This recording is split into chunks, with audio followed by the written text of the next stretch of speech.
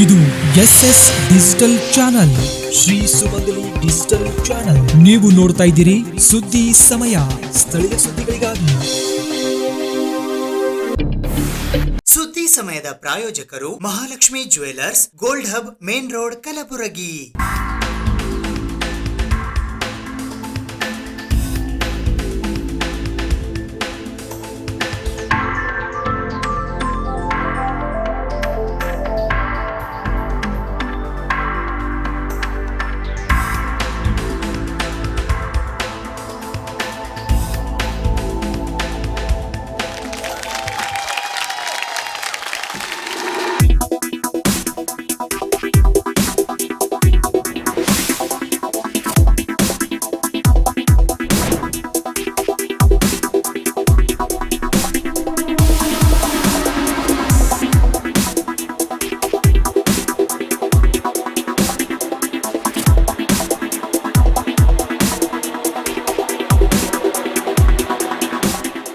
Mahalakshmi jewellers, gold hub, main road, Gulbarga.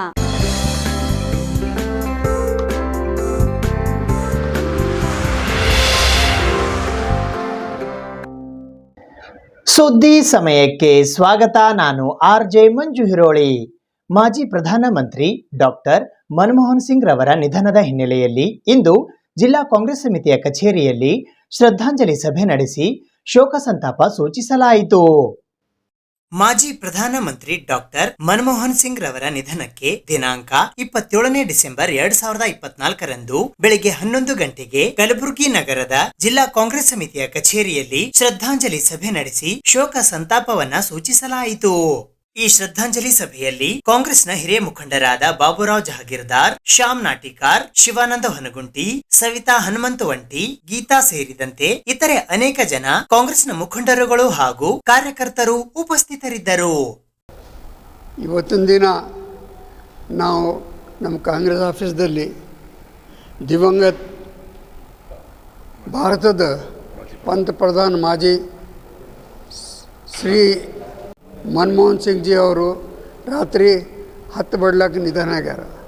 ಅವರು 10 ವರ್ಷ ತನಕ ಅವರು ಕಾಂಗ್ರೆಸ್ ಪಾರ್ಟಿ ಕಳೆದು ಪಂತಪ್ರಧಾನ ಪದ ಹಾಕಿಸಿ ಏನು ಕೆಲಸ ಮಾಡ್ಯಾರ, ಅದು ವಿಶ್ವಗೆ ಒಂದು ಮಾದರಿಗೆ ಆಗ್ಯದ.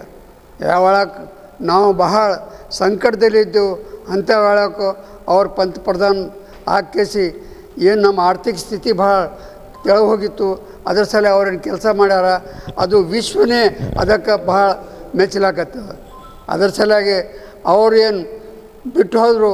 ಅದಾದಮೇಲೆ ಇವು ನಮ್ಮ BJP ಅವ್ರು ಬಂದು ಕೇಸಿ ನಾನಾ ಥರದ್ದು ಏನೇನು ಕೆಲಸ ಮಾಡಿ ಸುಮ್ಮನೆ ಎಲ್ಲರಿಗೆ ಭಾಳ ಆರ್ಥಿಕ ಕಡ್ದು ಭಾಳ ಸಂಕಟದಾಗ ಬಂದಾರ. ವಿಶೇಷವಾಗಿ ಬಡವರು ಎಷ್ಟು ಇವತ್ತು ಪರಿಶಾನಿ ಇದ್ದಾರೆ ಅದು ಹೇಳಬಾರ್ದು. ಆದ್ರೆ ನಾವು ಇಷ್ಟೇ ವಿನಂತಿ ಮಾಡ್ತೀವಿ, ನಮ್ಮ ಕಾಂಗ್ರೆಸ್ದಾಗ ಯಾವ ಒಕ್ಕಟ್ಟು ಹಾಕಿಸಿ ಕೆಲಸ ಮಾಡಿದ್ರೆ ಮತ್ತು ನಾವು ನಮ್ಮ ಕಾಂಗ್ರೆಸ್ ಕಡ್ದು ಒಂದು ಪಂತಪ್ರಧಾನ ಯಾರಿಗಾರು ಮಾಡ್ಬೋದು. ಅದರ ಸಲ ವಿಶೇಷಕರ ನಮ್ಮ ಭಾಗದ ಶ್ರೀಮಾನ್ ಮಲ್ಲಿಕಾರ್ಜುನ್ ಖರ್ಗೆ ಅವ್ರನ್ನು ನಾಳೆ ಪಂತಪ್ರಧಾನ ಆಗ್ಬೋದು. ಇದರ ಸಲುವಾಗಿ ನಾವೆಲ್ಲರೂ ವಿನಂತಿ ಮಾಡ್ತೀವಿ ಎಲ್ಲರೂ ಕಾಂಗ್ರೆಸ್ದವ್ರು ಒಕ್ಕಟ್ಟಿರಬೇಕು, ಎಲ್ಲರೂ ಪ್ರೇಮಲಿರಬೇಕು. ಅದರ ಸಲುವಾಗಿ ನಾವೆಲ್ಲರೂ ಒಂದು ಕೆಲಸ ಮಾಡೋದು. ಮಾಜಿ ಪ್ರಧಾನಿ ಡಾಕ್ಟರ್ ಮನಮೋಹನ್ ಸಿಂಗ್ ಅವರು ನಿಧನ ಹೊಂದರ, ಅವರಿಗೆ ಕುಟುಂಬದವರಿಗೆ ದೇವರು ಶಕ್ತಿ ತುಂಬಲಿ. ಮತ್ತು ಈಗಾಗಲೇ ವಿಶ್ವದಲ್ಲೇ ಒಂದು ಆರ್ಥಿಕ ವ್ಯವಸ್ಥೆ ಗಂಭೀರಗೊಂಡು 2009 ಅವರು ವಿಶ್ವಕ್ಕೆ ಮಾದರಿಯಾದಂಥ ಒಂದು ಆರ್ಥಿಕ ತಜ್ಞರಿದ್ದರು. ಮತ್ತು ಬರೋಕ್ಕೂ ಭಾಳ ಸಾರಿ ತಮ್ಮ ಮೌನ ಮೂಲಕ ಅವ್ರು ಕೇಳಿದ್ದಾರೆ. ಅವರಲ್ಲಿ ಅಮೇರಿಕಾದಾಗೂ ಒಂದು ವ್ಯವಸ್ಥೆಗೆ ಬಂದಾಗ ಅವರು ಸಲಹೆ ತೊಗೊಂಡು ಆರ್ಥಿಕ ವ್ಯವಸ್ಥೆ ಸುಧಾರಿಸಂಥ ಒಂದು ಮಹಾನ್ ನಾಯಕ. ಇವತ್ತು ಕಾಂಗ್ರೆಸ್ ಪಕ್ಷಕ್ಕೆ ಒಂದು ದೊಡ್ಡ ಅನಾಹುತ ಆಗ್ಯದ. ಇಂಥ ಅನಾಹುತ ಇಂಥದ್ದು ಕಾಂಗ್ರೆಸ್ ಪಕ್ಷಕ್ಕೆ ದೊಡ್ಡ ಅವ್ರ ಶಕ್ತಿ ಇದ್ದರು. ಆ ಶಕ್ತಿನಿಂದ ಇವತ್ತು ಕಾಂಗ್ರೆಸ್ ಪಕ್ಷ ಭಾಳಷ್ಟು ಮುಂದೆ ಹೋಗಿತ್ತು. ಆದರೆ ವಿಶ್ವಕ್ಕೆ ಮಾದರಿಯಾದಂಥ ಒಬ್ಬ ನಾಯಕನ ಕಳ್ಕೊಂಡೇವಿ. ಇಡೀ ದೇಶದ ಇವತ್ತು ಒಂದು ಸಂತಾಪದಲ್ಲಿದೆ ಅಂತ ಹೇಳ್ತಾ ನಾವಿವತ್ತು ಹೇಳಕ್ಕೆ. ಮಾಜಿ ಪ್ರಧಾನಿ ಮನಮೋಹನ್ ಸಿಂಗ್ ಅವರ ದೇಶಕ್ಕೆ ತುಂಬಲಾರದ ನಷ್ಟವಾಗಿದೆ.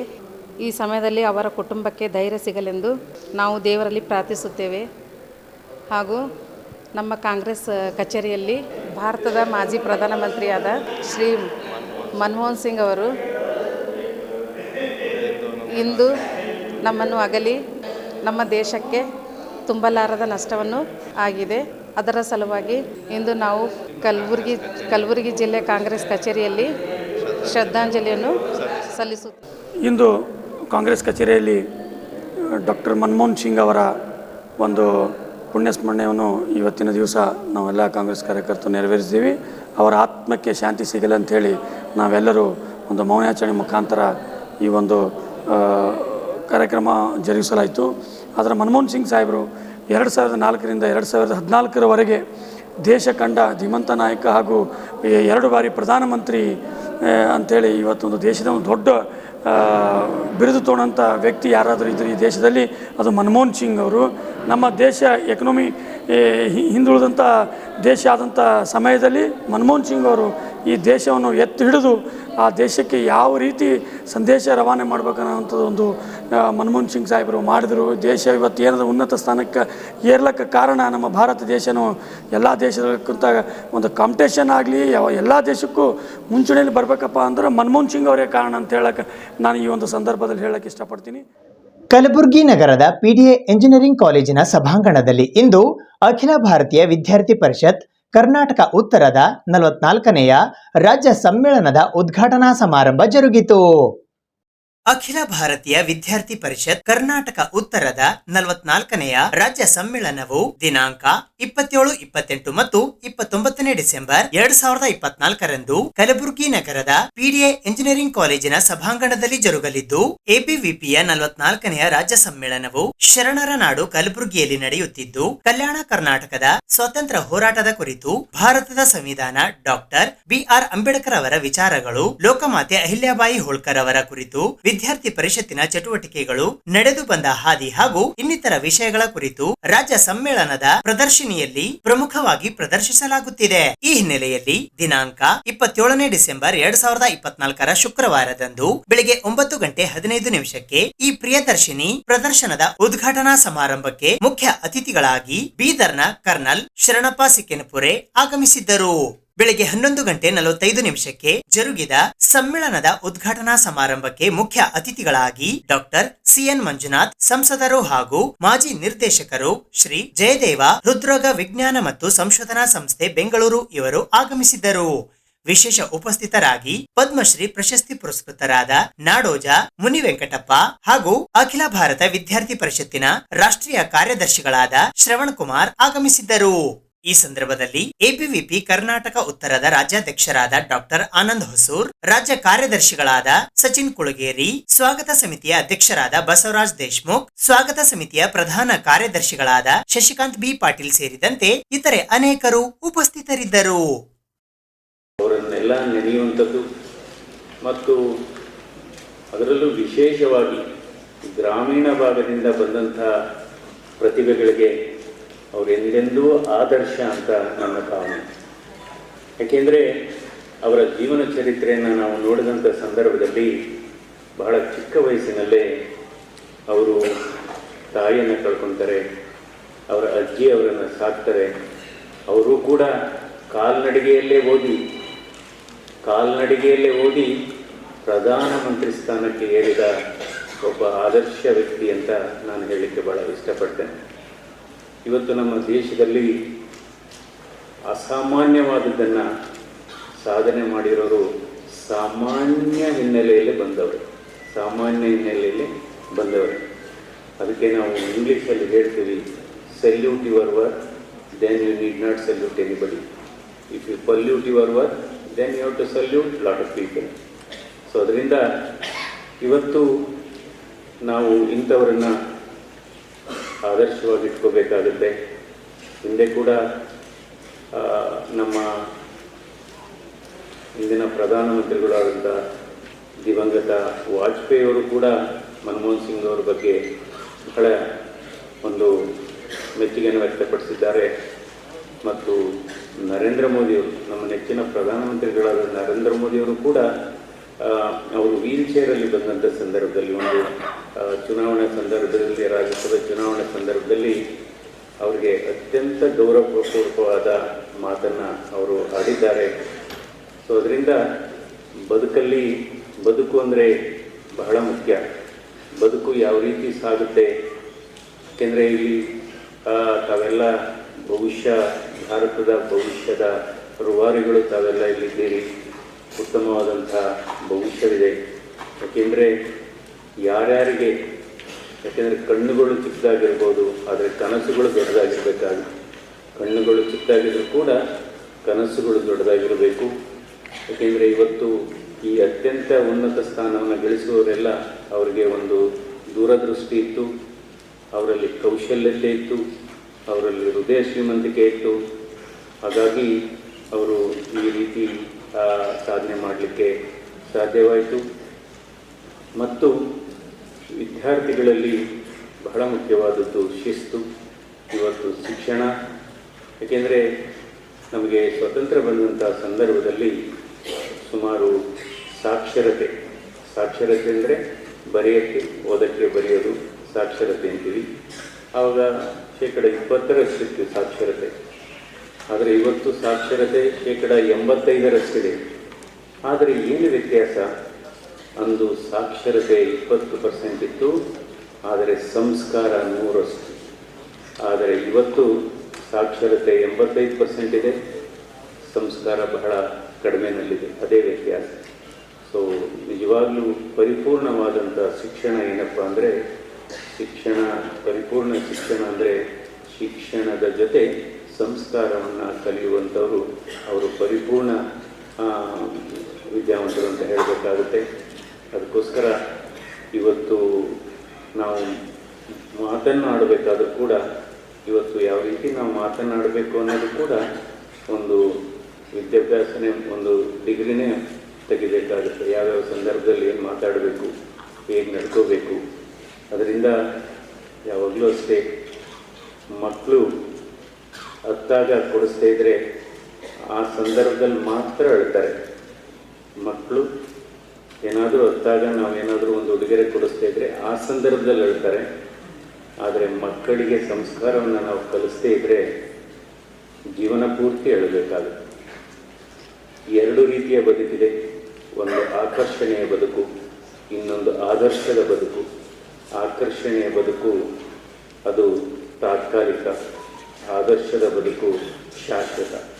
ಹೀಗಾಗಿ ನಾನು ಇವತ್ತು ಈ ಕಾರ್ಯಕ್ರಮದಲ್ಲಿ ಬಹಳ ಮುಖ್ಯವಾದ ಭಾಗ ಅಂದರೆ ಮನಮೋಹನ್ ಸಿಂಗ್ ಅವರಿಗೆ ಶ್ರದ್ಧಾಂಜಲಿಯನ್ನು ಅರ್ಪಿಸುವಂಥ ಕಾರ್ಯಕ್ರಮ. ನಿರ್ಮಾಣದೊಂದಿಗೆ ಸಮಾಜಮುಖಿಯಾಗಿ ಸಮಾಜದಲ್ಲಿ ಕೆಲಸ ಮಾಡ್ತಾ ಇದ್ದಾರೆ. ಒಟ್ಟು ವಿದ್ಯಾರ್ಥಿ ಪರಿಷತ್ತಿನ ಉದ್ದೇಶ ರಾಷ್ಟ್ರದ ಪುನರ್ನಿರ್ಮಾಣ. ಈ ಮೂಲ ಪರಿಕಲ್ಪನೆಯೊಂದಿಗೆ ವ್ಯಕ್ತಿ ನಿರ್ಮಾಣದ ಕಾರ್ಯ ವಿದ್ಯಾರ್ಥಿ ಪರಿಷತ್ ಮಾಡ್ತಾ ಇದೆ. ಅಂದ್ರೆ ಎಲ್ಲ ಹಳೆಯ ಪುರಾತನ ವಸ್ತುಗಳು ನಿಷ್ಪ್ರಯೋಜಕ ಅಂತಲ್ಲ, ಆದ್ರೆ ಪ್ರಾಚೀನ ನಾಗರಿಕತೆ ಸಂಸ್ಕೃತಿಯ ಉತ್ತಮ ಪರಿಕಲ್ಪನೆಗಳನ್ನ ಇಟ್ಕೊಂಡು ತಪ್ಪು ಆಲೋಚನೆಗಳನ್ನ ವಿಶ್ಲೇಷಿಸಿ ಅವನ್ನ ಪ್ರತ್ಯೇಕಿಸುವ ಕೆಲಸ ನಾವು ಮಾಡುವುದಿದೆ. ಅದೇ ನಮ್ಮ ಪುನರ್ನಿರ್ಮಾಣದ ಒಂದು ಪರಿಕಲ್ಪನೆ. ಬೇರೆ ಬೇರೆ ಕಾಲಘಟ್ಟದಲ್ಲಿ ವಿವಿಧ ರೀತಿಯ ಧೋರಣೆಗಳು ಮತ್ತು ಸವಾಲುಗಳನ್ನ ಎದುರಿಸಿ ರಾಷ್ಟ್ರ ಮೊದಲು, ನೇಷನ್ ಫಸ್ಟ್ ಎಂಬ ಕಲ್ಪನೆಯ ಜೊತೆಗೆ ರಾಷ್ಟ್ರೀಯತೆಯನ್ನ ಬೆಳೆಸುವ ನಿಟ್ಟಿನಲ್ಲಿ ಅಖಿಲ ಭಾರತೀಯ ವಿದ್ಯಾರ್ಥಿ ಪರಿಷತ್ ಕೆಲಸ ಮಾಡ್ತಾ ಇದೆ. ವಿದ್ಯಾರ್ಥಿ ಪರಿಷತ್ತಿನ ಧ್ಯೇಯ ವಾಕ್ಯ ಅಂದ್ರೆ ಜ್ಞಾನಶೀಲ ಏಕತೆ, ಅಂದ್ರೆ ನಾಲೆಜ್, ಕ್ಯಾರೆಕ್ಟರ್ ಅಂಡ್ ಯೂನಿಟಿ ಅಂತ. ಸ್ವಾಮಿ ವಿವೇಕಾನಂದರು ಹೇಳುವಂತೆ ಯಾವುದೇ ಮಗು ಅನಂತ ಜ್ಞಾನ ಮತ್ತು ಸಾಮರ್ಥ್ಯಗಳ ಗಣಿಯಾಗಿರ್ತಾನಂತ.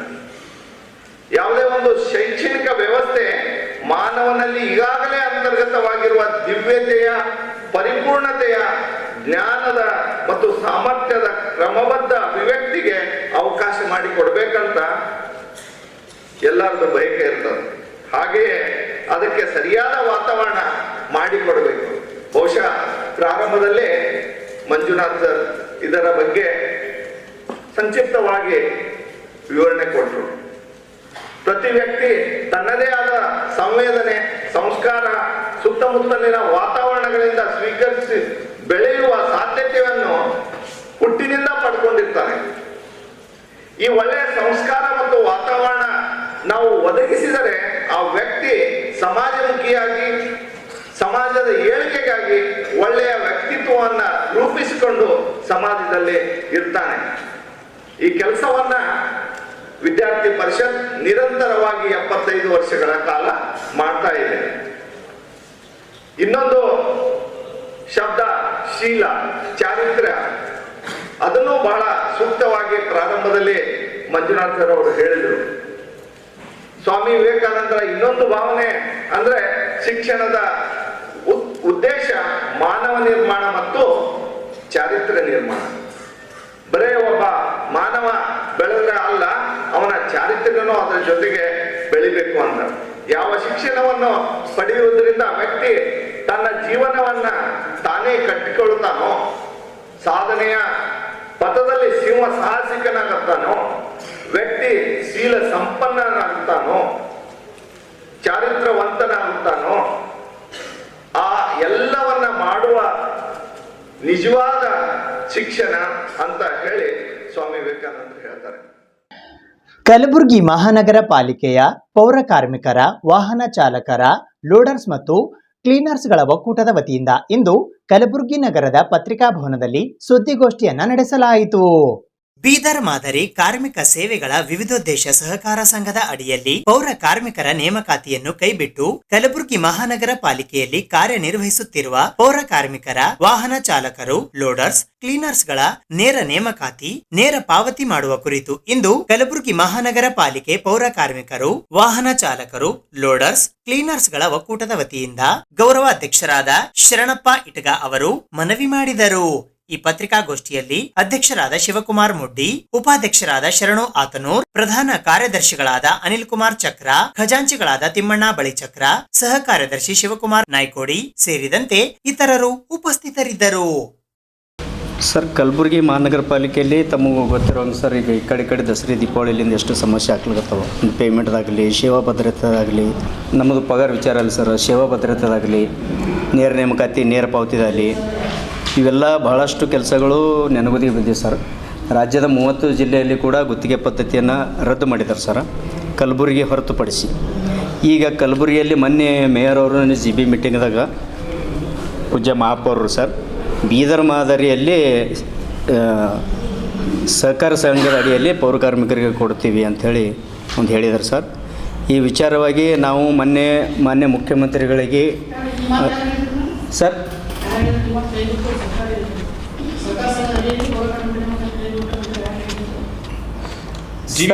GB ಮೀಟಿಂಗ್ದಾಗ ಮೇಯರ್ ಸರ್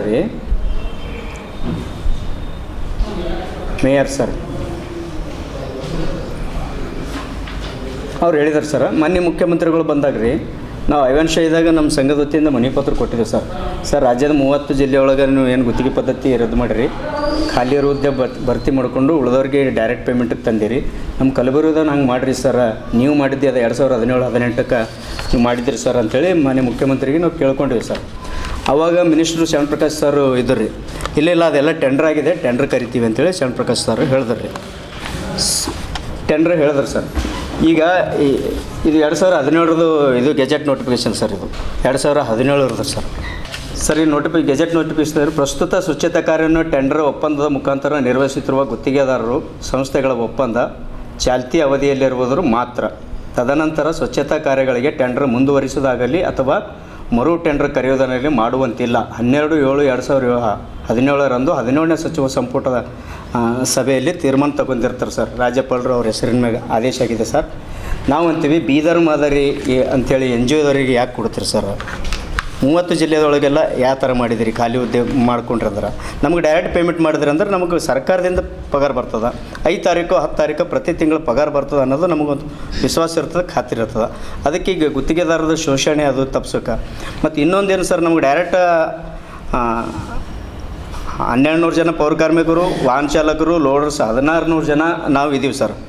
1600 ಜನಕ್ಕೆ ನಮಗೆ ಡೈರೆಕ್ಟ್ ಪರ್ಮಿಟ್ ಮಾಡ್ಲಿಕ್ಕೆ ಅಷ್ಟೇ ಆಯಿತು. ಡೈರೆಕ್ಟ್ ಪೇಮೆಂಟ್ ಅಂತ ಮಾಡಿದ್ರಿ ಅಂದ್ರೆ ಆ ಪೇಮೆಂಟ್ ನಮಗೆ ಸರ್ಕಾರ ಪಗಾರ ಬರೋದ್ರಿಂದ ಇಲ್ಲಿ ವಾರ್ಡ್ದಾಗ ಟ್ಯಾಕ್ಸ್ ಕಲೆಕ್ಷನ್ ಆಗುವಂತೆಲ್ಲ ನಾವು ವಾರ್ಡ್ದಾಗ ಬಳಸ್ಕೋಬೋದು, ಅಭಿವೃದ್ಧಿ ಕೆಲಸಕ್ಕೆ ಬಳಸ್ಕೋಬೋದು ಸರ್.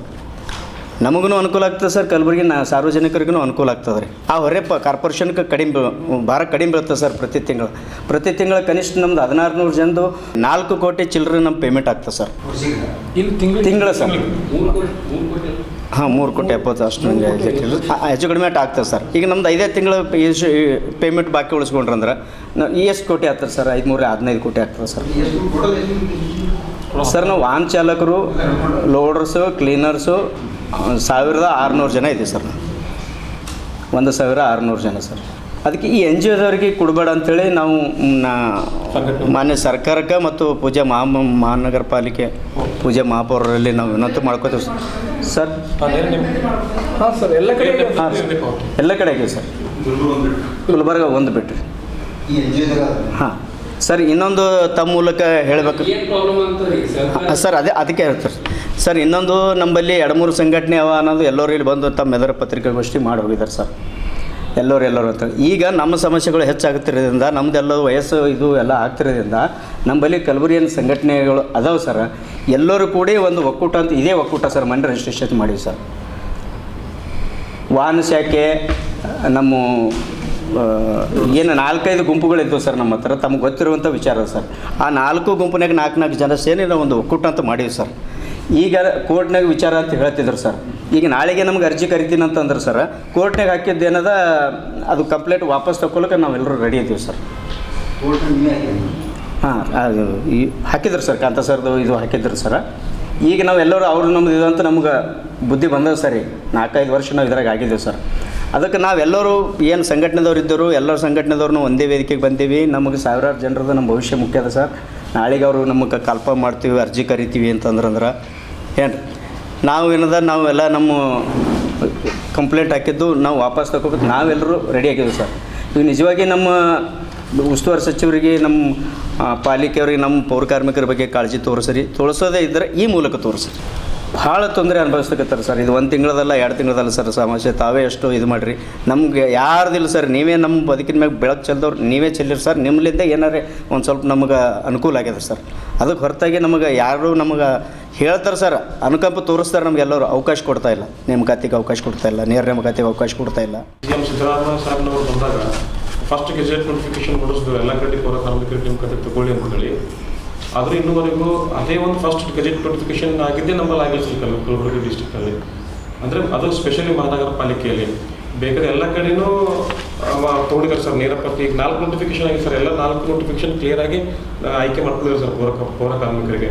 ನೇರ ಪಾವತಿ ಮತ್ತು ನೇರ ನೇಮಕಾತಿ 2 ಆಗಿದ್ದಾವೆ. ಬಟ್ ನಮ್ಮಲ್ಲಿ ಆದರೂ ಇನ್ನೂ ನೇರ ಪಾವತಿನೂ ಆಗಿಲ್ಲ ಮತ್ತು ನೇರ ನೇಮಕಾತಿನೂ ಆಗಿಲ್ಲ. ದಯವಿಟ್ಟು ನಿಮ್ಮ ಮುಖಾಂತರ, ಮಾಧ್ಯಮ ಮುಖಾಂತರ ಸರ್ಕಾರಕ್ಕೆ ನಾವು ಒತ್ತಾಯ ಮಾಡ್ತಿದ್ದೀವಿ, ಆದಷ್ಟು ಬೇಗನೆ ನೇರ ಪಾವತಿ ಮತ್ತು ನೇರ ನೇಮಕಾತಿ ಅಡಿಯಲ್ಲಿ ನಮ್ಮೆಲ್ಲ ಪೌರ ಕಾರ್ಮಿಕರಿಗಾಗಲಿ, ವಾಹನ ಚಾಲಕರಿಗಾಗಲಿ, ಲೋಡ್ಸ್ಗಾಗಲಿ ಒಂದು ಏನಾದರೂ ಒಂದು ಸರ್ಕಾರಿ ಹುದ್ದೆ ಇತ್ತಂದರೆ ಯಾರಿಗೆ ಸ್ವಲ್ಪ ಬದುಕಲಿಕ್ಕೆ ಅವಕಾಶ ಮಾಡಿಕೊಡ್ಬೇಕಾಗ್ತದೆ ಸರ್. ಇದು ಇವತ್ತಿನ ಸುದ್ದಿ ಸಮಯ. ಸ್ಥಳೀಯ ಸುದ್ದಿಗಳಿಗಾಗಿ ನೋಡ್ತಾ ಇರಿ ಸುದ್ದಿ ಸಮಯ. ನಿಮ್ಮ ನೆಚ್ಚಿನ ಸುದ್ದಿ ಸಮಯವನ್ನು ಡೆನ್ ಸೆಟಾಪ್ ಬಾಕ್ಸ್ನ ಚಾನಲ್ ಸಂಖ್ಯೆ 746ರಲ್ಲಿ ಪ್ರತಿದಿನ ರಾತ್ರಿ 9 ಗಂಟೆಗೆ, ಮರುಪ್ರಸಾರ ರಾತ್ರಿ 10 ಗಂಟೆಗೆ ಮತ್ತು ಮರುದಿನ ಬೆಳಿಗ್ಗೆ 8 ಗಂಟೆ ಮತ್ತು 9 ಗಂಟೆಗೆ ವೀಕ್ಷಿಸಬಹುದು. ಇದು SS ಡಿಜಿಟಲ್ ಚಾನಲ್, ಶ್ರೀ ಸುಮಂಗಲಿ ಡಿಜಿಟಲ್ ಚಾನಲ್. ನೀವು ನೋಡ್ತಾ ಇದ್ದೀರಿ ಸುದ್ದಿ ಸಮಯ, ಸ್ಥಳೀಯ ಸುದ್ದಿಗಳಿಗಾಗಿ. ಸುದ್ದಿ ಸಮಯದ ಪ್ರಾಯೋಜಕರು Mahalakshmi jewellers, gold hub, main road, Kalaburagi.